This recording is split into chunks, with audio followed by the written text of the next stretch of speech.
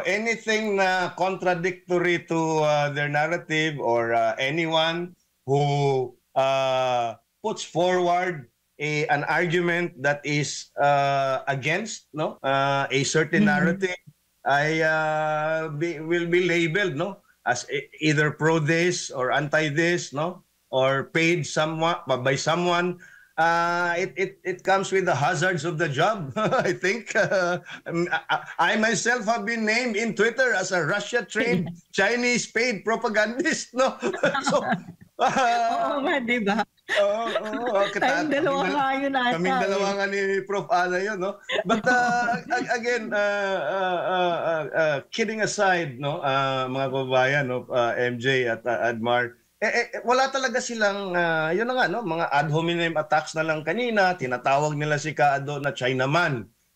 They Oo. even, ito ha, I think when he had sufficient time, siguro nasupalpal pa rin siya. Kasi sinasabi I don't know if it was Congressman Abante who asked him, "Are you a lawyer?"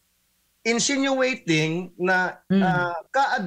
is not the right person to interpret or put forward some opinions kasi hindi siya abogado. Kung ako ang nandun, siguro sasagutin ko yun. Yes, I am not a lawyer, just like many of the congressmen and many of the senators who craft laws. They are not lawyers, but that doesn't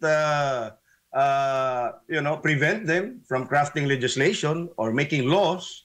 So, applying the same logic, why would it prevent a person like Kaado or Prof. Ana or me or SAS or whoever it is na interprets the same academic discussion Hmm. in contradiction to their stance?